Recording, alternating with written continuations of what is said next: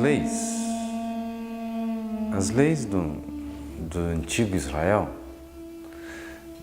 produzem uma releitura de todas as tradições. E esta releitura das tradições, reporta para uma sociedade agrícola, se volta para a sociedade que está em transformação, olha para a construção das cidades, olha para o sistema tributário, também olha, é claro, para todo um ambiente que já está concentrando poder e também para o ambiente da dispersão de Israel. Estou aqui falando do grande conjunto de leis presentes dentro do Pentateuco. E esse grande conjunto de leis dentro do Pentateuco são praticamente 3 códigos. O Código da Aliança, em Êxodo 19 a 24. O Código Deuteronômico, que é todo o livro do Deuteronômio, os 34 capítulos. E o Código Levítico, ou Código Sacerdotal, que é Êxodo 25 até Números capítulo 10. Esse é o maior conjunto de leis. Então, esses 3 blocos de leis, nós temos que olhar o quanto essas leis estão reportando para questões cotidianas da vida do povo em diferentes momentos da história. E essas leis, dentro de cada uma desses aspectos, ela vai, seja olhar para a sociedade pré-exílica, a sociedade voltada pelas transformações na passagem do tribalismo para a monarquia, vai reportar para aqueles ambientes que têm a ver com a lógica de uma sociedade agrícola para uma sociedade cidadina. Ou seja, essa transformação está muito marcada e presente no Código da Aliança, as mudanças que vão sendo processadas. Quando você pega o Código Deuteronômico, nós vamos ter ali presentes um outro momento da sociedade de Israel e da sociedade de Judá, que é o momento da concentração e todo o projeto da reforma josiânica, que concentrou tudo nas mãos do Palácio de Jerusalém, de leis, leituras e críticas que vinham do povo do norte, de caráter profético. Então, o Código Deuteronômico tem a grande força dessa costura da monarquia de Josias, lá ao redor dos anos 600, entre 622 até 612. Nesse período, você tem essa grande concentração. E o Código Levítico, lá nos ambientes do pós-exílio, que tem toda a sua costura, nas leis atreladas à pureza e nas leis que estão olhando para as novas ameaças e de tudo aquilo que está surgindo de novo na sociedade.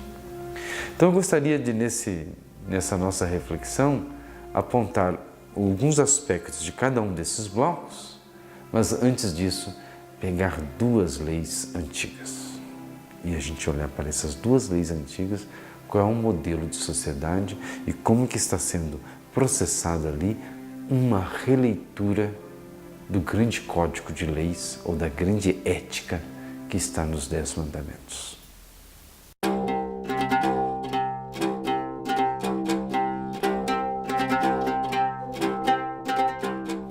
Duas leis antigas, e eu vou mostrar como é que elas vão tendo modificações no decorrer da sociedade.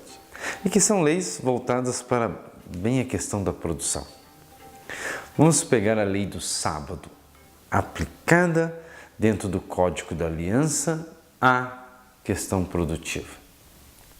Em Êxodo, capítulo 23, versículos 10 a 12, ali você encontra uma antiga referência ao sábado. E nesta lei, você tem 2 detalhes. É uma ordem de que a terra deve descansar no 7º ano. Então, trabalharás a terra durante 6 anos, e no 7º ano você tem que deixar a terra livre, porque o sábado é para a terra. Trabalharás 6 dias e no 7º dia descansarás. Então, o sábado ali tem a ver com o descanso da terra e descanso do trabalho. Mas o que é interessante é que o descanso do trabalho não é só o trabalhador que vai descansar. O teu servo vai descansar, a tua serva vai descansar e o teu animal também vai descansar. O descanso do trabalho é também o descanso para os animais. O sábado é para os animais. Nada de exploração, nem para o homem, nem para o animal. Isso é uma releitura dentro daquela sociedade clânica que ele está dizendo, olha, eu só vou garantir maior produtividade e produção para a minha vida se eu descanso. Mas eu também vou garantir mais produtividade para a minha sobrevivência se o meu animal também descansa. Mas antes de tudo, a terra tem que descansar. Porque se você só vai diversificar a produção e garantir a fertilidade da terra, se você deixa a terra 1 ano sem produzir. Então, isso são leis da organização clânica. E aí a gente poderia perguntar, mas como que um agricultor vai deixar a terra 1 ano sem produzir? Vai comer do quê? É claro, isso depende de toda a organização clânica. Não é toda a terra que vai descansar, é a minha terra, é a terra da minha coletividade. Mas a terra do meu vizinho vai produzir. E se a terra do meu vizinho vai produzir, eu vou trabalhar com o meu vizinho, vou produzir com o meu vizinho.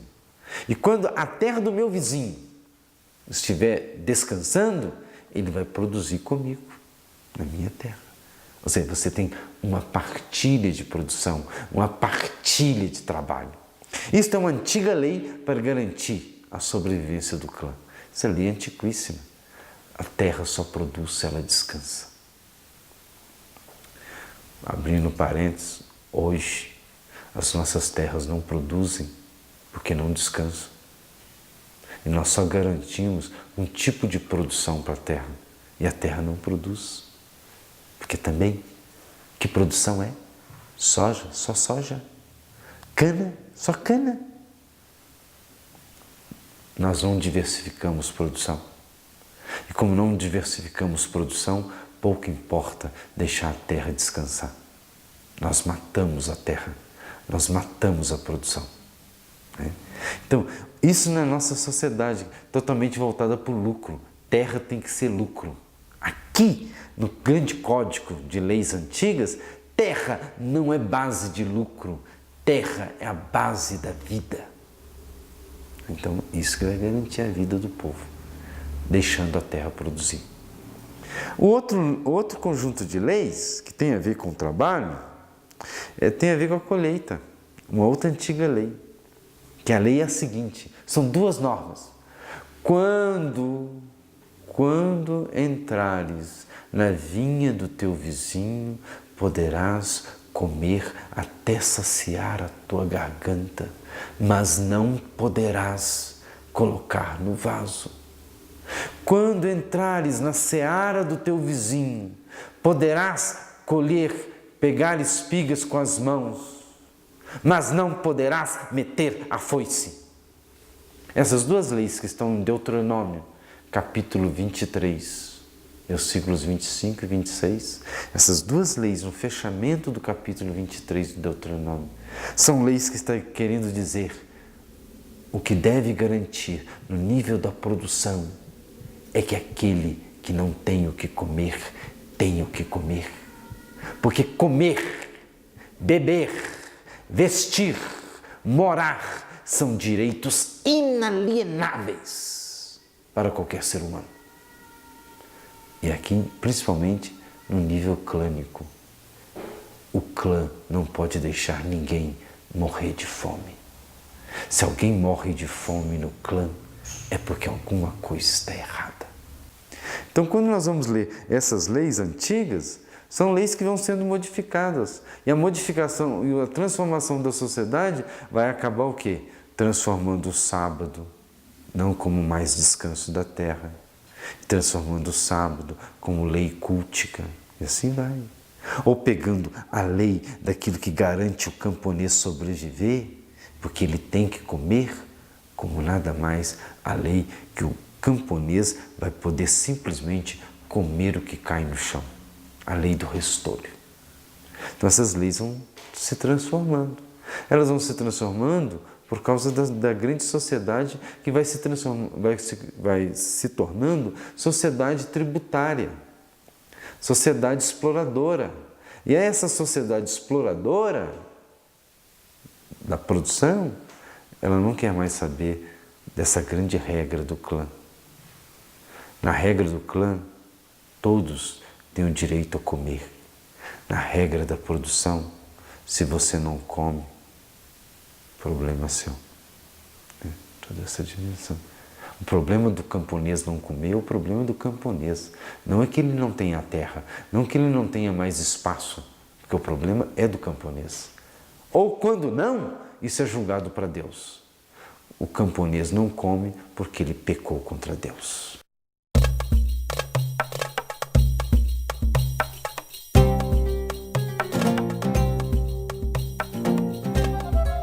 Em Êxodo 19 a 24, nós temos o chamado Código da Aliança. Este Código da Aliança, que começa no capítulo 21, 20, finalzinho do 20 e até o 23, é ali que está o Código. Você tem antes do Código os 10 mandamentos, antes dos 10 mandamentos a introdução e depois o capítulo 24, que é a conclusão. Mas o Código mesmo de leis, pequenas leis, que circulavam no cotidiano do povo, são os capítulos 20 e 18 a 23, 33. Este conjunto de leis, conhecidas como Código da Aliança, tem alguma sutileza ali da crítica social. É o texto dentro desse conjunto onde mais aparece a palavrinha boi. E o problema que o povo estava enfrentando é que tinha boi chifrando demais. Quando o boi chifrar e o dono sabe que o boi já chifrava, vai pagar boi por boi. Então tem boi chifrando boi, tem boi chifrando gente, tem boi chifrando mulher grávida, tem boi chifrando escravo, tem boi caindo no buraco, tem boi pulando a cerca. Tem boi entrando na plantação do vizinho. Tem boi acabando com a produção. O problema é o boi. Mas o que está atrelado ao boi? Por que o boi é problema? É porque nós temos ali, ao redor do ano 1000, a grande transformação econômica e social, política em Israel. Entrou boi na linha. Ou seja, o boi é que vai ser o grande motivo econômico de transgressão, ou de destruição, ou de transformação do clã. O fim do clã tem a ver com o uso do boi. Por quê? Aqueles que vão utilizar o boi vão ter mais condições comerciais. Aqueles que vão ter o boi vão explorar no trabalho. E o boi vai querer espaço. Boi é espaçoso demais. Boi quer terra. O boi impõe a cerca. O boi aumenta a produção. O boi aumenta o comércio. Mas aí quem é que tem boi? Não é o povo que tem boi. Não é o pequeno agricultor que tem boi. Os donos de bois é o Estado, é o rei. São os grandes donos de terras. Porque é aquele que vai se apoderar da terra do outro. São os comerciantes, são os generais, são os ministros, são os juízes, são os sacerdotes. Até boi vira Deus. Quando você lê em Êxodo 32, o bezerro de ouro, e vão dizer o bezerro é Deus, é Javé. Ou seja, o bezerro vira Deus, o boi vira Deus. É porque o boi é a base da economia. Entrou boi na linha. Então tem boi na religião, tem boi na economia, tem boi na política, tem boi no palácio, tem boi em tudo. E por isso que o boi está dando chifrada. O problema é o chifre do boi. E chifre é poder, né? Poder do boi. É o poder da nova economia. Então o Código da Aliança está analisando ali profundamente essa transformação que tem a ver com o boi. E quando você vai ler ali no capítulo 21 do Êxodo, é muito boi. E o pessoal ninguém sabe o que vai fazer com o chifre do boi, com a chifrada do boi, né? E o boi que está atacando todo mundo. Então, quando o povo está escrevendo essa lei ao redor do boi, ou essas leis, também está olhando do outro lado, que o resultado do boi é o aumento de escravos na sociedade. E aí estamos diante de uma sociedade cheia de servos, gente que está sendo totalmente oprimida, perdendo a terra, perdendo seus direitos por causa do boi. E só para salientar, um outro texto que está fora do Código da Aliança é o texto da instituição da monarquia de Saul. E justamente a instituição da monarquia de Saul está para colocar para nós: o primeiro rei de Israel vem montado no boi. É o boi que institui monarquia em Israel.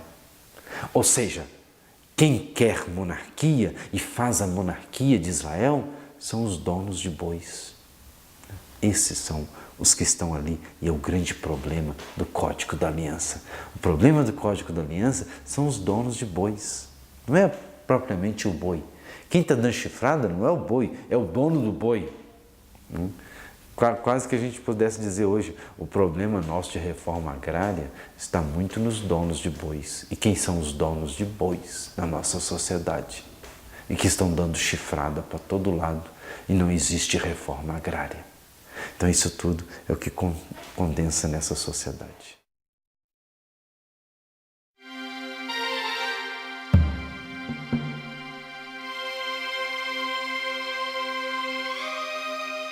O Código Deuteronômio está presente dentro de um livro, que é o livro do Deuteronômio. E nesse livro do Deuteronômio nós temos a seguinte questão. O livro não é o código, o livro é todo o conjunto que vai, é claro, trabalhar com o movimento deuteronomista, vai trabalhar com toda a questão da transformação da sociedade a partir do Deuteronômio. Então, o Código do Deuteronômio está na parte mais antiga do Deuteronômio, que é o primeiro texto do Deuteronômio, que são os capítulos 12 a 26. Esse é o lei mais antigo. Os outros textos que vão vir depois, que vão formar o livro, isso vem de outras sociedades, de outras épocas, de outros momentos. Até mesmo no ambiente da releitura da própria lei deuteronômica. Então esse texto e núcleo mais antigo que vai implicar no Código Deuteronômio, ele tem um grande princípio para toda a sociedade. É a afirmação de que o grande problema que eles estão olhando para aquela sociedade que produziu muita exploração é de dizer que o grande ideal da lei e a grande afirmação para o clã é que no clã e na sociedade não pode ter pobres. A pobreza é sinal de que a sociedade está podre. A pobreza é sinal de que alguma coisa está errada. A pobreza é sinal de que o projeto de Deus não está acontecendo. Então, o que você vai ler em Deuteronômio 12 a 26 está batendo nessa tecla. Estas leis é para que não haja pobres. O que está no grande objetivo da lei é que não pode ter pobre. Se não pode ter pobre, não pode ter o faminto, não pode ter o nu, não pode ter o estrangeiro. Ou seja, você tem que olhar para as causas do estrangeiro, para a causa do órfão, para a causa da viúva. Esses são os que recebem a atenção fundamental do Código Deuteronômio, porque são eles que estão no grande passo da exclusão social. Então, dentro desse código deuteronômico, nós temos ali as leis em defesa desses grupos que estão sendo totalmente colocados para fora da sociedade. E esses grupos é que tem ali tem a grande defesa da lei. E quase que querendo dizer, olha, no mundo clânico não pode ter pobre.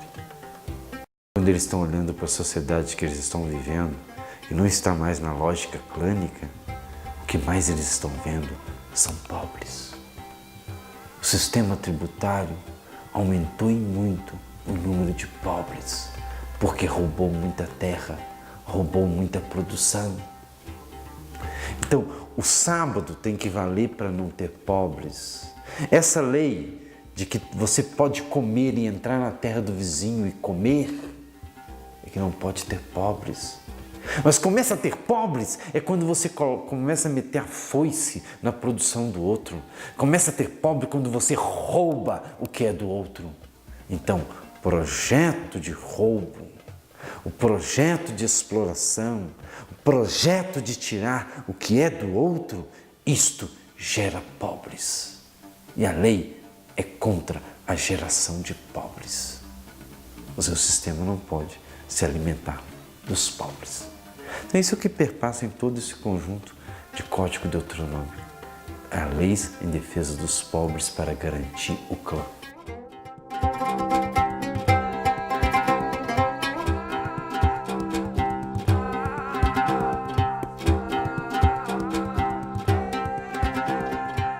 O Código Levítico, que agora compreende parte do Êxodo, o livro do Levítico e parte do livro dos Números. Tem um grande conjunto de leis. E claro, são leis complexas, são leis de cunho totalmente diferentes, são leis de um outro modelo de sociedade. Agora, quando a gente vai folheando esses conjuntos e esses livros, são leis sagradas, são leis sacerdotais, são leis que têm a ver com culto, leis que têm a ver com sacrifício. Mas tem ali um foco muito importante a ser observado. Quando nós nos deparamos a conjuntura desses livros, que é o ambiente do pós-exílico, nós estamos em meio à grande discussão sobre a pureza da raça, e que muitos grupos vão se apegar fortemente nesse critério como critério da identidade, da eleição, da escolha de ser do povo. O critério da raça, defesa da raça. Mas a gente esquece que ali, sutilmente, a grande discussão sobre a pureza não está na purificação da raça e nem tampouco em dizer quem é do povo, quem não é do povo. Claro, tem muitas dessas intenções ali pelos grupos que elaboraram essas leis. Mas quando você está olhando lá de perto, toda a questão daquilo que eles estão costurando, que vem dos tempos antigos, sobre essas leis de pureza, é nada mais uma preocupação de como cuidamos do corpo. E o cuidado com o corpo tem a ver com a saúde. Cuidar do corpo tem a ver com o combate das doenças que estão produzindo morte. E no pós-exílio, com toda a mistura de culturas, com toda a mistura de povos naquela região, com o grande encontro desses vários povos, desses vários grupos, dessas várias etnias, isso você tem uma circulação de doenças. Claro, naquela época eles não tinham a célebre resposta para toda doença, é um vírus novo. Não tinham isso. E nem sabiam qual é a doença. Por isso, qualquer doença de pele,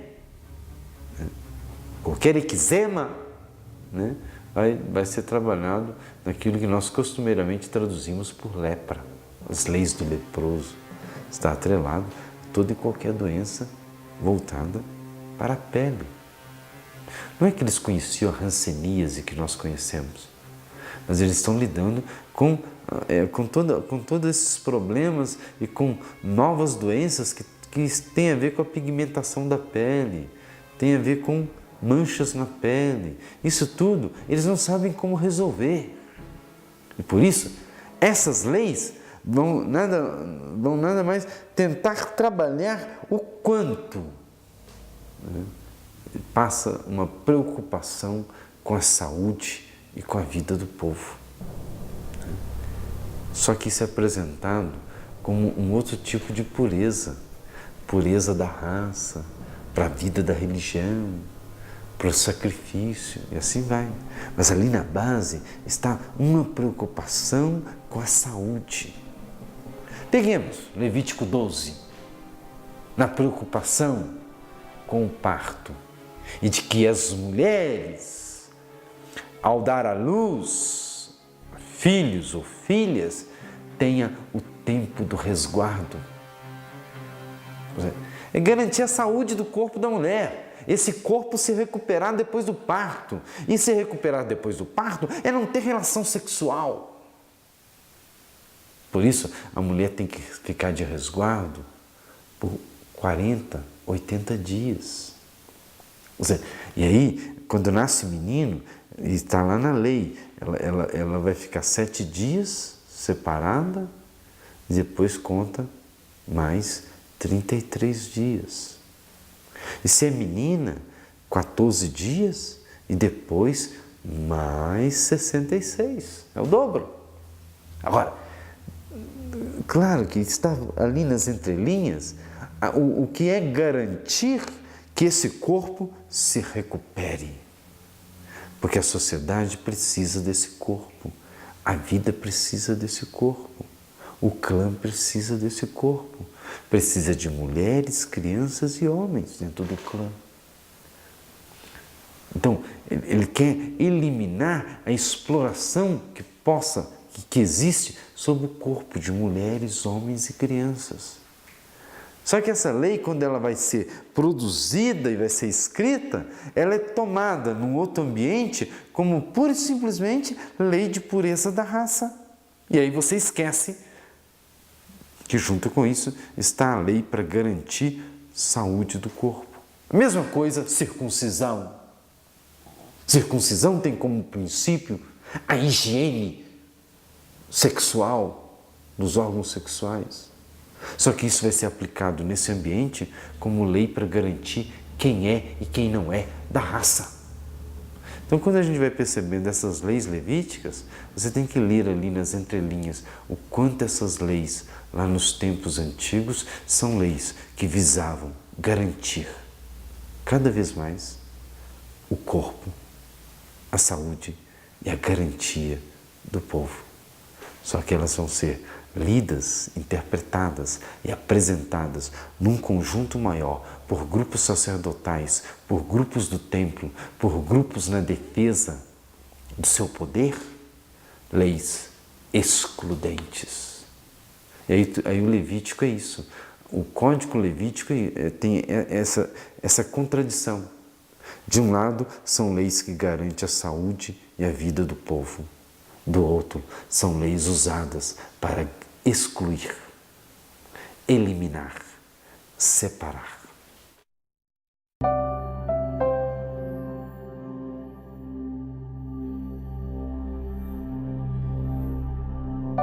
Quando vamos refletir sobre esses livros e essas leis, Código da Aliança, Código Deuteronômio e Código Levítico, nós temos que ter presente duas coisas.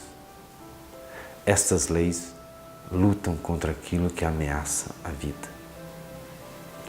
E por outro lado, essas leis nada mais representam o que Deus quer. Então, quando a gente olha no Código da Aliança, o que está ameaçando a vida é a mudança econômica, é a ruptura que aconteceu na sociedade e que rompeu com as bases clânicas. Quando nós olhamos para o Código Deuteronômico, o que está ameaçando a vida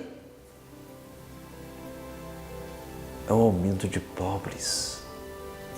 E é o descaso com a causa de viúvas, estrangeiros e órfãos. A lei não vale nada para eles, porque eles não são nada na sociedade.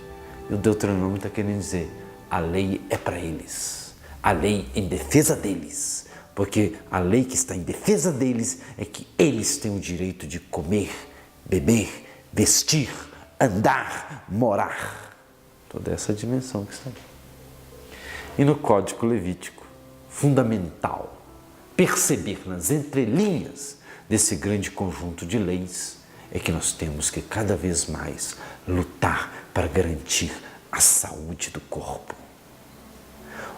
O corpo bom, o corpo são, nada mais é o que vai indicar que há shalom, que há vida inteira. E se a gente fosse trazer isso para toda a dinâmica do que é a palavra saúde, nós teríamos shalut. Saúde é shalom. Shalom é ter corpo inteiro. Mas para ter shalom, para ter saúde, tem que garantir a vida daqueles que estão fora da sociedade. Mas para garantir a vida daqueles que estão fora da sociedade, eu tenho que nada mais combater o que rompeu o meu modelo de sociedade, o meu modelo de vida boa e de vida feliz. O que marca todo esse conjunto de leis é a shalom. E shalom, né, se a gente vai trazer isso para o latim, é o que vai dar a saúde, shalud, salud. Né? Então, a saúde é a shalom, é estar inteiro, ter vida plena, ter vida feliz. Essa é a busca do homem justo, essa é a busca dos pobres, essa é a busca dos órfãos, esta é a busca dos estrangeiros, esta é a busca do camponês, esta é a busca de todo o povo. E o que importa é sempre perguntar quem é que está impedindo que o povo tenha shalom. Quem é que está impedindo e o que está impedindo que o povo tenha saúde? O que está impedindo que tenhamos vida plena, vida digna? São essas as perspectivas do que a gente tem que ler nas antigas leis de Israel.